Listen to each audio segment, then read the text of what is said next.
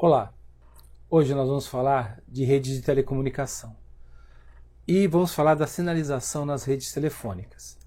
O objetivo e tipo de sinalização tem a ver com o tipo de transmissão de sinal que você vai fazer. A sinalização numa rede telefônica ela é responsável pela transferência da informação de controle entre os utilizadores e a rede. A rede nós podemos dizer que é a sinalização de assinante. E entre as centrais de comutação, que a gente pode chamar de sinalização intercentral. Ou então nós podemos também chamar de sinalização de troncos. Essa informação é usada nomeadamente para estabelecer e manter e terminar chamadas telefônicas. A sinalização de canal associado e sinalização de um canal comum a gente pode ver nesse desenho que você está tendo aqui na tela. Então você tem aqui a central A central B, que é a sinalização de canal associado. Na sinalização de canal associado, ou CAS, a sinalização intercentral usa os mesmos circuitos físicos que o tráfego de voz. Já aqui embaixo, na central A e central B, a sinalização de canal comum, na sinalização de canal comum, ou CCS, há uma separação entre os circuitos de sinalização intercentral e os circuitos usados para o tráfego de voz. Na sinalização de canal associado, a sinalização intercentral, usada para estabelecer chamadas, era transmitida no mesmo circuito telefônico que usado para voz. A sinalização CAS intercentral usa a sinalização multifrequência, que pode ser transmitida na banda do canal telefônico ou fora da banda do canal telefônico. A sinalização CAS multifrequência inclui duas componentes, a sinalização de linha e a sinalização de interregistro. A sinalização de linha controla a linha e o equipamento e é responsável por enviar sinais para apressar a linha, sinais de aclarar, sinais de supervisão e alguns outros tipos. Por exemplo, o sinal que vai aparecer é o sinal de alerta e a central distante para a ação é a responsável para ativar o registro dessa central, o qual é responsável por armazenar os dígitos recebidos. A sinalização interregistro é responsável pela transmissão do sinal de endereçamento, número digitado, entre os registros das centrais. As principais etapas são as seguintes. Primeiro, que você pode ver aqui, onde está aqui a assinante, esse lado aqui, assinante chamador, Então nós temos um quadradinho aqui com o número 1. Então, esse sinal aqui, nós vamos falar que é o estabelecimento de corrente DC na linha, que é o sinal de apressar. O número 2, o assinante que requereu o pedido de serviço é identificado e é atribuído a esse assinante uma área de memória, que é o registro. Depois de disponibilizar o registro, a central envia para o assinante chamador, que é o sinal de linha. Esse é o passo número 3. O assinante marca os dígitos correspondentes ao endereço do destinatário. Isso já é o passo número 4, que está aqui embaixo, onde está o endereço, O passo número 5 seria o sistema de controle analisa os dígitos e escolhe o circuito de saída apropriado para encaminhar a chamada. Se o circuito de saída estiver ocupado, será enviado para o assinante o sinal de linha impedida. Então isso aqui nós vamos vendo aqui no 5, análise dos dígitos. 6. Nesta fase, são conhecidos os pontos de entrada e a saída da matriz de comutação, para estabelecer um caminho entre o ponto de entrada e de saída da matriz de comutação. O sistema de controle deverá enviar para essa um sinal de controle apropriado, que então cai aqui em estabelecer caminho, que é esse número 6 aqui, estabelecer caminho. O sinal de chamada é enviado para o destinatário, que é o toque da campainha do seu telefone. E o tom de chamada é enviado para o originário. Então, o 7 é este aqui, tom de chamada e o sinal de saída aqui de chamada. Já o 8, o assinante chamador atende, levantando o estabelecimento de uma corrente DC. A conversação pode se iniciar usando o circuito estabelecido através de uma matriz de comutação. Então aqui você viu as etapas associadas à realização de uma chamada local. A sinalização CAS, que é aquela sinalização de intercentral. Então nesse desenho aqui eu coloco para você um exemplo de sinalização intercentral SS5. Então você tem aqui, olha, em A1, um telefone, né, a central de comutação local, depois você tem o CT, que é a central de comutação de trânsito, e depois você tem o CL2, que é a central de comutação local, e aí você tem o outro telefone, que é para aquele que você está ligando.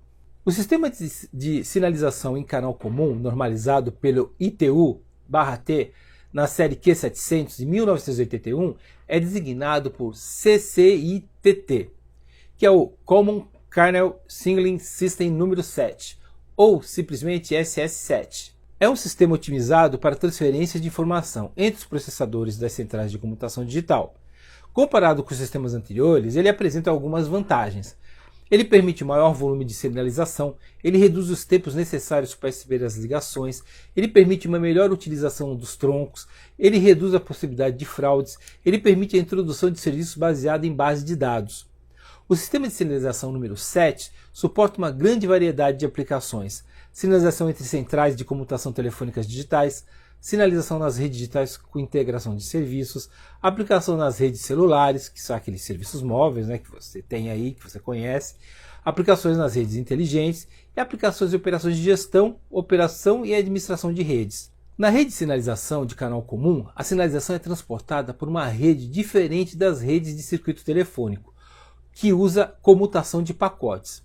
O sistema de sinalização número 7 define três entidades funcionais: ponto de sinalização OSP, que é o Single Point, ponto de transferência de sinalização OSTP, que é o Signal Transfer Point, e as vias de sinalização, que é o Signal Links. Os SP são os pontos terminais da rede, onde as mensagens de sinalização, pacotes, são criadas ou recebidas. Os STP são comutadores de pacote responsáveis por encaminhar as mensagens de sinalização entre os vários SPs, ou seria o Signal Point. As vias de sinalização são as ligações de dados com um débito de 64 KB por segundo. Então, nesse desenho que eu estou mostrando aqui para vocês, nós temos então o processamento de outras chamadas, né, outras funções. Aqui você vê que já temos aqui a função SS7, temos a central de comutação A vindo para o STP, depois ele vai aqui, sobe para o SP, que é a central de comunicação B. Aqui nós temos as vias de sinalização, temos então o processamento de chamadas e outras funções e a saída da função SS7. Aqui então nós temos a estrutura e elementos dessa rede. Agora vamos falar sobre as ligações entre os STP. Uma das exigências que se coloca em uma rede de sinalização é que ela tem que ter uma elevada fiabilidade. Assim, uma rede SS7, qualquer SP está sempre ligado a dois STP, que por sua vez são implementados aos pares STP gêmeos e separados geograficamente. A rede é dimensionada para usar somente 40% da capacidade de cada STP, de modo que quando há uma falha de um elemento do par, a taxa de ocupação de cada STP não ultrapassa os 80%. Nesse desenho aqui eu estou mostrando para vocês as ligações entre os STPs. Nós temos modos de operação. Nós temos o modo associado e temos o modo não associado. No modo associado, há um conjunto de circuitos de voz interligando duas centrais, que fica afeita a uma ligação de sinalização. Por exemplo, um time slot de 16 vias de 2 MB por segundo. Já no modo não associado, o percurso seguido pela mensagem de sinalização entre as centrais de computação é diferente. O percurso seguido pelo tráfego de voz, as mensagens de sinalização fazem uso de STPs, e o percurso da sinalização varia ao longo do tempo. No modo quase associado, a rede de sinalização também faz uso de STPs, mas o percurso da mensagem é pré-definido. O modo quase associado é usado em muitos casos como recurso no caso da falha do modo associado. Então, se você pegar assim um exemplo, você pode considerar que se você usa para transmitir 200 circuitos entre duas centrais do tipo 7 E1, o timeslot de 16 de um desses E1 será usado para transmitir a informação de sinalização dos 200 circuitos. No caso de falha do E1, que transportava a sinalização, para além de se perderem os 30 canais de voz, perdia-se toda a sinalização dos restantes 170 canais. Para evitar esse tipo de risco, é usado o encaminhamento alternativo, que usa o modo quase associado, quando há uma falha de sinalização associada. Nós podemos definir 3 tipos de ponto de sinalização: o ponto de comutação, o ponto de comutação de serviço e o ponto de controle de serviço. O ponto de comutação, ou SP, que é o Switching Point, é constituído pelo hardware e o software adicionado à central de comutação, responsável pela conversação da sinalização originada na rede telefônica no formato próprio do SS7. Já no ponto de comutação de serviços, ou SSP, que é o Service Switch Point, são centrais de comutação que, para além de possuírem as funcionalidades do SP, permite controlar a execução de serviços mais complexos que requerem acesso à base de dados. Os pontos de controle de serviço, ou SCP, que é o Service Control Point, consiste num processador que controla a execução dos serviços especiais através do acesso à base de dados. Os SCP, tal como os STP, são implementados aos pares, e cada SCP do par tem armazenada nas suas bases de dados a informação idêntica. As centrais de comutação que possuem unicamente a funcionalidade SP têm de recorrer às centrais SSP para executar serviços que necessitam de recorrer à base de dados. O conceito de rede inteligente suportado pelo SS7 está ligado ao fato dos SCP armazenarem nas suas bases de dados grande quantidade de informação apropriada para controlar a execução de um grande número de serviços. Nessa figura que eu estou colocando aqui para você, nós estamos representando as etapas associadas ao estabelecimento de uma chamada gratuita. Primeiro, o SP, que é a central local, reconhece a presença de um pedido de chamada grátis por parte do assinante A. A central local encaminha a chamada, que é voz ou sinalização, para um SSP, que é normalmente uma central de trânsito. Na terceira etapa, na SSP, a chamada é suspendida e é gerada uma mensagem de interrogação, que é a transação para o SCP apropriado. A mensagem é enviada e encaminhada pelo STP para o SCP apropriado. No SCP, o número de chamadas grátis é transformado no número de assinantes, usado numa base de dados conveniente. O número de B, juntamente com outras informações de controle, é enviado para o SSP, que faz o pedido. E, no final, que é a etapa número 7, quando o SSP recebe o número de B, estabelece uma ligação telefônica normal, voz e sinalização, para a central local SP, que serve a B. O protocolo SS7 é um protocolo estratificado baseado em camadas. É constituído pela parte da transferência de mensagens, ou MTP, ou Messages Transferred Part. A parte da transferência de mensagem é estruturada em 3 níveis: via de dados de sinalização, via de sinalização, que é o nível 2, e a rede de sinalização, que é o nível 3. A parte de transferência de mensagem é estruturada em 3 níveis: via de dados de sinalização, esse é o nível 1, via de sinalização, este é o nível 2, e rede de sinalização, que é o nível 3. A via de dados de sinalização corresponde normalmente a uma camada de transmissão digital bidirecionada de 64 kB por segundo. Por exemplo, um Time-Slot 16 da trama E1 seria uma via de dados de sinalização. A via de sinalização é responsável por estruturar a informação em tramas designadas por SU, que quer dizer Signal Unit, que detecta e corrige erros. O controle de erros é efetuado usando um código de controle de redundância cíclica, que nós chamamos de CRC, com 16 bits.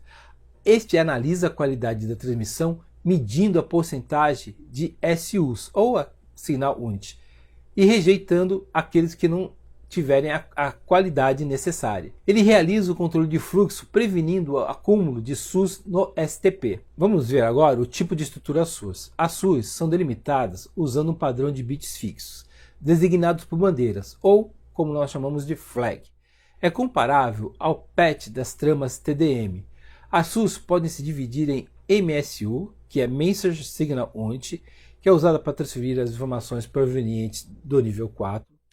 Também pode ser a LSSU, que é o Link Status Signal Unit, que é usada para iniciar as ligações e monitorar o seu estado.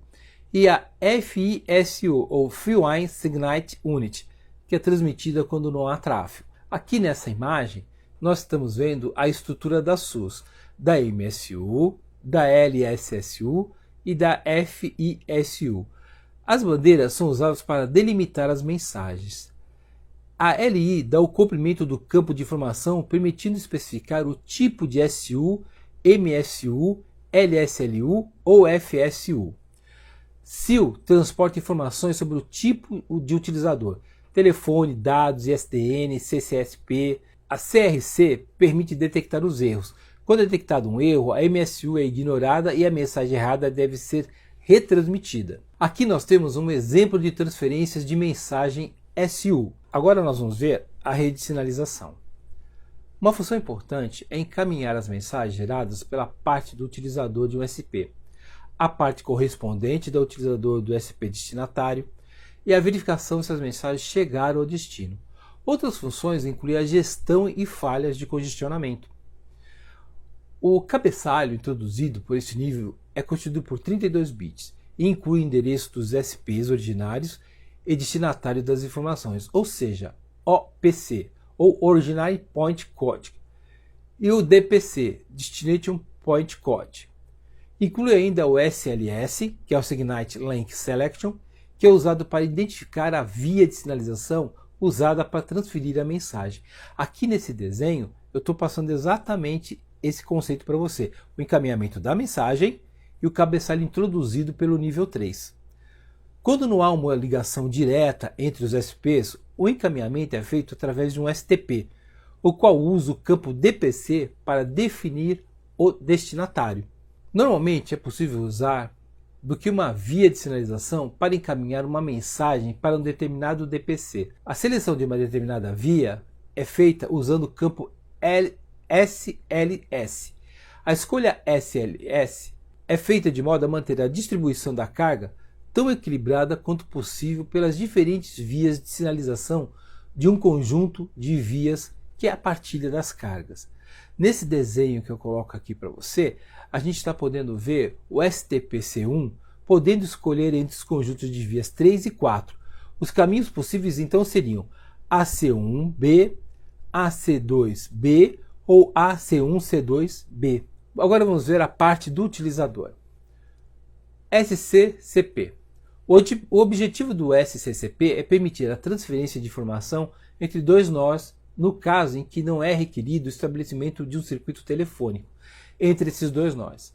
Ele permite a transferência de mensagens usando datagramas de circuitos virtuais. É o mecanismo de transferência apropriado para as seguintes funções: interrogação da base de dados, atualização da base de dados nas redes celulares, a transferência de dados entre os centros de gestão da rede e a ativação remota de serviço. Já o TCAP suporta aplicações especiais não ligadas aos estabelecimentos de chamadas telefônicas. O TCAP é constituído pelo subnível de transação e pelo subnível de componente. O primeiro é responsável por estabelecer e manter ligações ou transações entre dois pontos de sinalização, enquanto o segundo é responsável por iniciar uma ação num nó remoto e transferir os resultados dessa ação para um componente. O TUP ele compreende as mensagens de sinalização necessárias nas redes telefônicas como um laço local analógico para estabelecer chamadas telefônicas. O ISUP compreende as mensagens de sinalização necessárias para estabelecer chamadas de voz e dados nas redes ISDN. Ele interage com a sinalização do canal D ou DSS1 do ISDN. Nesse desenho a gente pode ver que o subnível do componente do TCAP no SCP envia um componente para o SCP requerendo que seja realizada uma translação do número enviado. Um parâmetro de componente transporta esse número. Depois da translação ser realizada, o SCP, recorrendo à base de dados apropriada, a componente é retornada para a central SSP como responsável ao pedido. A componente resposta contém um parâmetro que transporta a informação de endereçamento ou um número do telefone de B. O TCAP ele supervisiona os pedidos realizados pelos utilizadores denominados entidades de aplicação. Uma entidade de aplicação é uma sequência lógica de questões, respostas e interrogações. Há três entidades de aplicação definidas pelo ITU/T. MAP, que é o Mobile Application Part, OMAP, que é o Operate and Maintenance Part, e INAP, que é o Intelligent Network Application Part. O MAP é usado nas redes celulares entre os MSC, que são os Mobile Switching Centers, e as bases de dados HLR, que é a Home Location Register, e a VLR, que é o Visitor Location Register, para registrar a presença dos celulares ou para fazer interrogação sobre essa presença. O OMAP é responsável por funções de gestão, operação e manutenção de centrais e equipamentos que fazem parte da rede de sinalização número 7. Usando o OMAP, é possível gerir a rede de sinalização a partir de um ponto central, já que esse permite estabelecer uma comunicação com todos os elementos da rede. E o INAP, que define um conjunto de aplicações apropriadas para construir serviços de rede inteligente. A sinalização correspondente a diferentes entidades de aplicação está armazenada em módulos designados por ASI, Application Service Element. Cada ASI é identificada pelo SSN, ou Subsystem Number, e pelo PC, Point Code, do ponto de sinalização desse ASE, onde eu tenho o nó A e o nó B. Então, entre o AS1 temos os componentes e o AS2. Depois, embaixo, nós temos o TCAP/A, que troca a mensagem TCAP com TCAP/B. Depois, nós temos o SCCP-A, o SCP-B e as MTP-A e MTP-B. Vejam que aqui, nesse caso, as mensagens TCAP têm parte TCAP de transação, que a processa pela TCAP, e a parte componente que passa pela TCAP de modo transparente. As mensagens de transação, begin inicia a transação, continue continua a transação e end termina a transação. Lá nos componentes, o invoke especifica qual é a operação. O return user, resposta a um invoke, e o return error, operação de falha. Na figura nós temos um exemplo de equipamentos envolvidos para as transações MAP/GSM, considerando 3 áreas do serviço como MSC por área. Nós temos um equipamento de transação MAP/GSM. Então nós temos considerado aí 3 áreas de serviço com MSC por área. Nós poderíamos falar um pouco mais sobre uma série de eventos que ocorrem entre essas duas redes, né? Entre esses dois momentos, entre você tentar fazer uma ligação e alguém fechar o circuito dessa ligação. Essa operação que nós acabamos chamando de sinalização nas redes, nós vamos ver com muitos detalhes lá no nosso curso.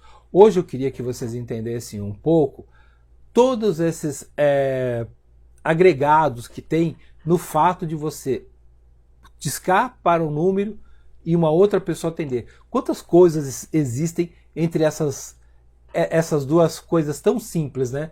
Que no teu dia a dia é tão simples, entre você discar para alguém ou mandar uma mensagem por MSN, ou uma pessoa atender o telefone, ou receber um áudio de mensagem da caixa postal.